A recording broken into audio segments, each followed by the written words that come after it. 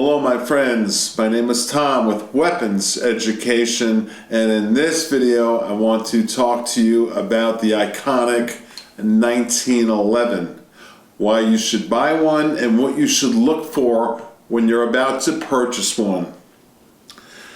First of all, we're living at a time right now which is phenomenal after the previous 4 years at the timing of this video, which was horrific. 20 to 24 were not good years for the United States of America. They were not good years for American patriotism. They were not good years for the 1911, for firearms, for our industry, for me making videos for that matter. I had to watch what I said, or who knows what could happen to me. I'd like to think that things are really getting better. And we have an iconic 1911, the most patriotic American gun made. As a matter of fact, think of a product that was designed in the year 1911 and is still being manufactured today.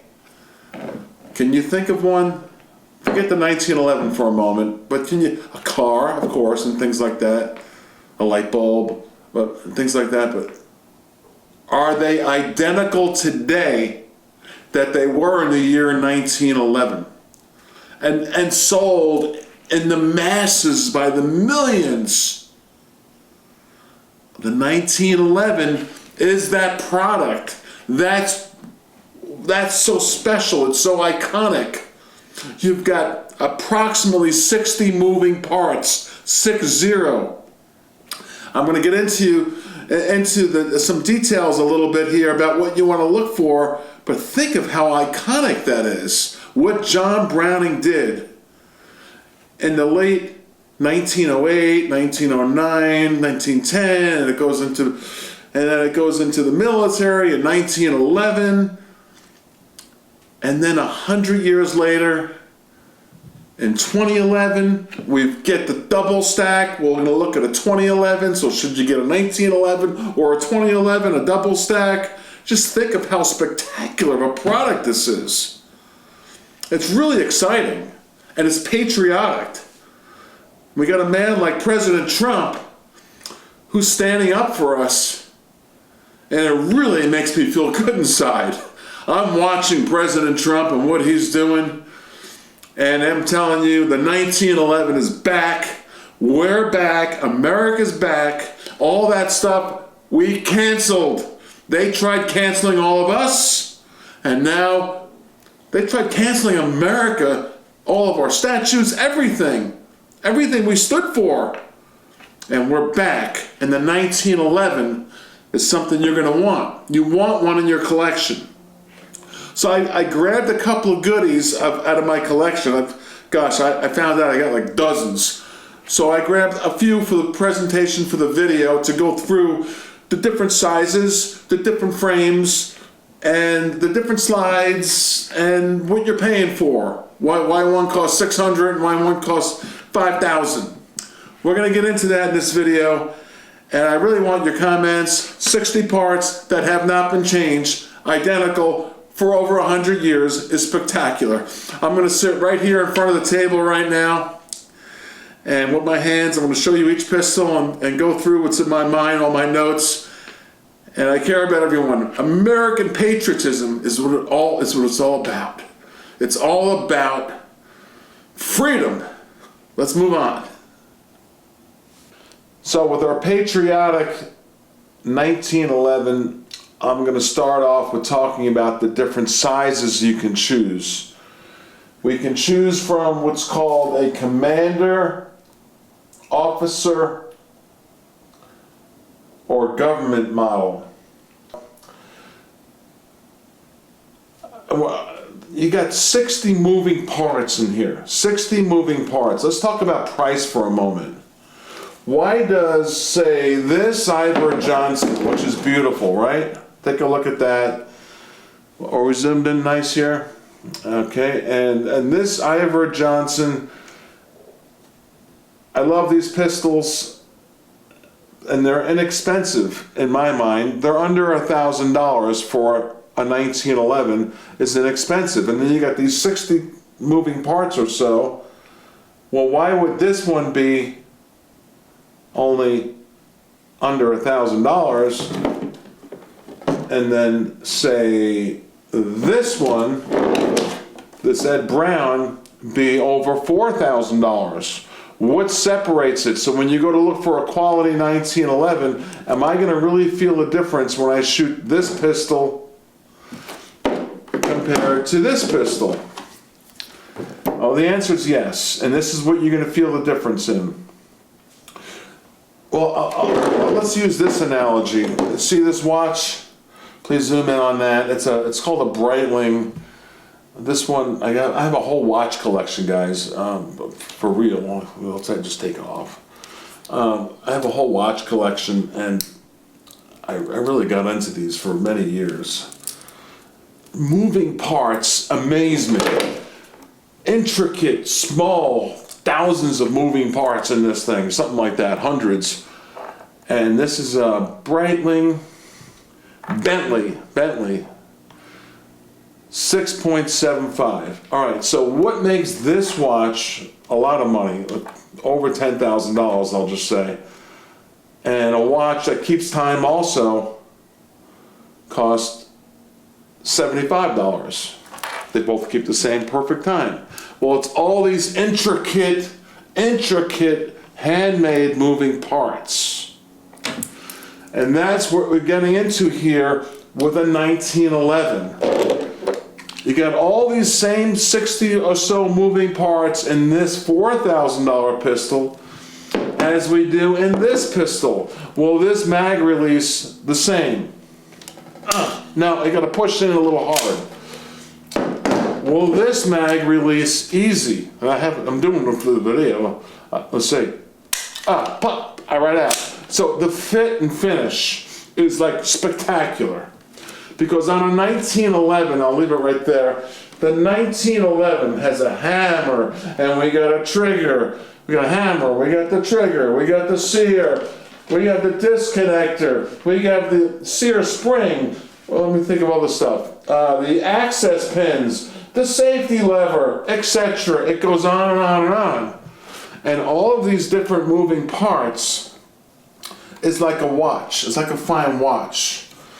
So now you got the internal parts that changes the price of a 1911. And then you have I'll call it the external parts. For instance, let's talk about the frames now on a 1911. The frames. Frames in a 1911. So you got scandium, which is this pistol here. I'm going to talk about here more in a moment. And then you have alloy, this pistol, and you have steel. So when you buy a 1911, those are three different things you have options in, is the type of frame. So let's talk about the scandium frame, which happens to be, of all these pistols, dozens, for real, I have dozens. I picked a few here for the video. I really choose to carry this one the most for a 1911. And the reason is it's lightweight, and I've done many videos on this pistol, which is the Smith & Wesson Spectacular Performance Center. You want this pistol. This would be a great starter-up gun if you can afford it. I think they're like, I don't know, $1,500 now? We'll find out. Go to their website. This is the holster I carry it in. This is my weapons education holsters.com. And I carry all my 1911s in either a shoulder holster or a sidearm type configuration. But the scandium frame is lightweight and is perfect for carry because it's not going to pull your hip down if you're carrying on your hip. If you carry it in a shoulder holster, which I have weapons education holsters for, well then you can go to the heavier steels, because this is a 45, by the way. And 1911s, let's talk about caliber for a moment. This is all just on my mind. No, you don't want a 9mm in a 1911, in my opinion. I take so many orders of guys who got 1911s and 9mm. I'm like, okay, cool, yeah, nice. But it was designed for a 45, that big slug monster round. So I would get it in 45, obviously. So now you got to think about the frame. That's where I'm going with this. What's going to hold that recoil? It's not that bad of a recoil, but you know, it's a punch. So this is not going to hold much of a recoil because it's scandium. It's lightweight, but you can really carry it. And how often are you going to really shoot your carry gun? Hopefully never in your life. There's a great carry gun. All right. Then you have what's called alloy. This is a small one. This is the 3.5 inch officer size from Kimber, beautiful. And then we have an alloy frame. So when you buy a 1911, say what kind of a frame is it? Is it scandium? Is it alloy? Or is it steel? Like this SIG 1911, and I brought this here for presentation because it's heavy and I shoot and there's zero recoil and it's like boom, a perfect, you know, right on target. So you got different weights. You look at the ounces when you purchase your pistol. They're going to go from somewhere between 40 ounces and 60 ounces. It's a big deal. It's a big difference on your wrist, okay, on a human being's wrist.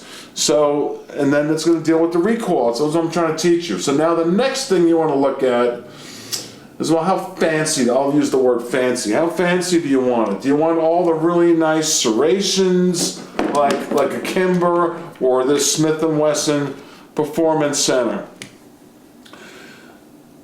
which has got all the serrations here? They call these diamond lightning cuts, and the beautiful grips, which are all interchangeable. And then the front grips are serrated, the rear grips are serrated. Even the safety, the rear grip safety, you can tell a big difference in an expensive gun, I'll call it. This one's like, I guess like $1,500 to like a $700-800 here. You can tell the difference in the workmanship. This is a very pretty gun, and it works. The brass does fly back differently compared to, that's another thing that just came to mind. When you're shooting a high quality 1911, will the brass fly to the right, or is it going to fly back in your face? On lower cost, like a Recoil Armory, it's going to fly back in your face. And it's something you got to think about, for real. On a higher end 1911, they're always going to shoot towards the right. I'm not saying in your face, but more towards your body. I'll say that, more towards your body. It's a big difference by like a couple of inches. So that just came to mind. So now you have that, and now also you're looking for capacity. Do you want the big monster 2011 as far as capacity with this big mag that holds 14, 15 rounds, or do you want the normal 6, 7, 8 rounds in a 1911? It's just up to you. The 2011s are just, they're wider, they're heavier, and then you're going to want to get into the frame thing again. Don't forget what I talked about with the frames, because you're going to start shooting 10, 12, 14 rounds of 45s in a row. You may want to go with steel in lieu of alloy or scandium.